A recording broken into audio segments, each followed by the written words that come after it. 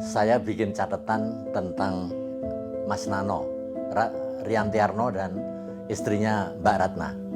Juga keluarga Pak Majid, mertuanya Mas Nano, bapaknya Mbak Ratna yang setahu saya ikut membangun Teater Koma. Dan memang markasnya di daerah Setiabudi, di mana Mas Nano tinggal di sana dan juga membangun Teater Koma sebelum pindah ke Bintaro kalau tidak salah. Jadi saya punya catatan khusus terhadap Mas Nano. Pertama, saya tidak berani kurang ajar dengan dia karena saya sungkan dengan karya-karyanya. Bahkan karya Mas Nano itu bisa kita sejajarkan dengan karya-karya Mas Rendra.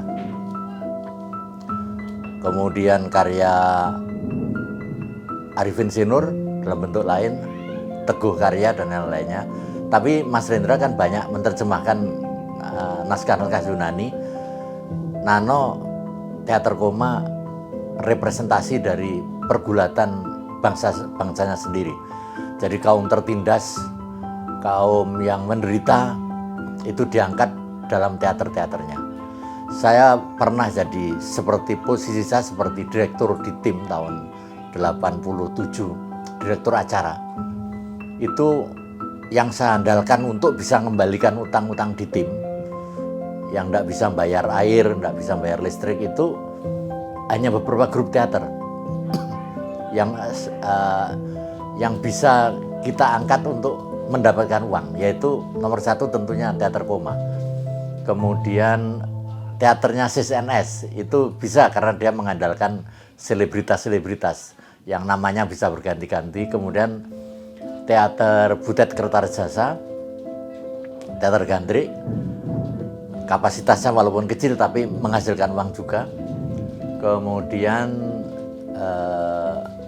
Teater Gandrik, terus musiknya Jaduk. Jadi dalam dunia seni pertunjukan sangat kecil sekali, sedikit sekali teater atau seni pertunjukan yang bisa menghasilkan uang pada waktu itu. IKJ dengan tokoh-tokoh besar itu jarang pentas secara lama. Saya ketemu Mas Nano di tim, saya tanya sama waktu itu ada istrinya Ratna, Mbak Ratna, Mas, Teater Koma apa bisa pentas selama sebulan di tim, di Geraha Bakti? Oh, dia kaget ya. Untuk apa pentas sebulan? Ya supaya ini, masa seni pertunjukan di teater di Indonesia pentas sebulan saja tidak bisa, sementara Broadway ada yang pentas setahun, 2 tahun, 3 tahun.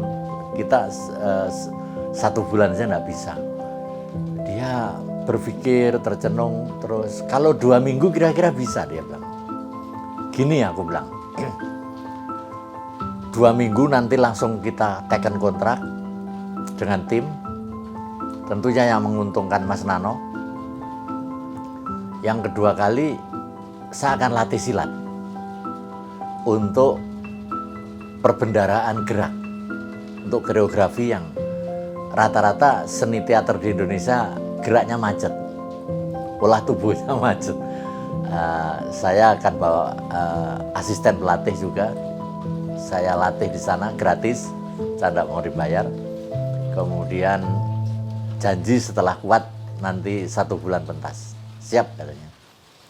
Kemudian di acara-acara Teater Koma sehari-hari latihan, saya seminggu 2 kali, kalau tidak salah Senin, Kamis atau Selasa, Jumat, pokoknya ada itu. Saya dengan 2 asisten saya, Amir, almarhum, sekarang udah almarhum, kemudian Dasmal, kadang-kadang Agus Susilo yang dari Kompas, murid saya, asisten saya di Kompas, saya pocok, saya ajang latih sama-sama. Kemudian dari Teater Koma sangat semangat, misalkan Budi Rose, kemudian Sari Manumpil, Sari adiknya Mbak Ratna, kemudian Yosua Pandilaki, terus yang paling giat ngotot yang jadi opera Yulini itu Salim siapa ya? Salim, pokoknya dia profesinya kalau tidak salah penjaga sekolah di SMP atau SD. Dia jadi Hofrol itu peran utama di teater koma, dan dia sangat lincah sekali, diajarin gerakan gulingan Garuda, gulingan macan, segala itu cepat sekali nangkep, dan di pertunjukan opera Yulini itu sangat sukses. Salim jadi Salim Bungsu apa siapa tuh, jadi primadona yang luar biasa. Nah, itu andil saya terhadap teater koma, dan sampai akhirnya kalau tidak salah ya, teater koma pentas 2 minggu jelas, sebulan mungkin dilakukan itu. Kemudian seperti biasa saya kalau ada jabatan kan cepat bosen, paling-paling setahun 2 tahun udah. Kemudian saya mundur dari tim. Karena apa? Karena selama di tim duit saya habis terus, karena teman-teman pelukis, seniman-seniman tuh pada datang kalau menjelang waktu makan siang, sehingga saya mesti neraktir orang 3, orang 4, orang 5. Lama-lama kalau gaji jelas tidak bisa dipungkiri, kecil sekali. Saya bisa di tim, sementara saya dimusuhin anggota DKJ semua. Saya dianggap troublemaker. Musuh saya tuh enggak macam-macam, enggak yang kecil-kecil, Pak Muhtar Lubis. Itu bencinya sama saya setengah mati. Pak Takdir. Tapi mereka masih bisa diajak dialog. Kemudian orang DKJ hampir semua enggak suka, termasuk istrinya Mas Nano, Mbak Ratna itu. Jadi ini pergaulan keseniman tahun 80, 90 waktu itu begitu itu. Jadi kita bisa ini, tapi bisa kolaborasi kita. Dan itu sampai sekarang murid-murid Mas Nano itu teater koma itu manggil saya Suhu. Tidak tahu kenapa, tapi mereka itu sebutan kehormatan untuk saya, dan saya bangga dipanggil Suhu. Mas Nano, naskah-naskahnya, saya pernah bilang, naskahnya Rian Terno itu naskah kiri. Kayak naskah sangat kiri sekali, kayak mirip karya Lekra.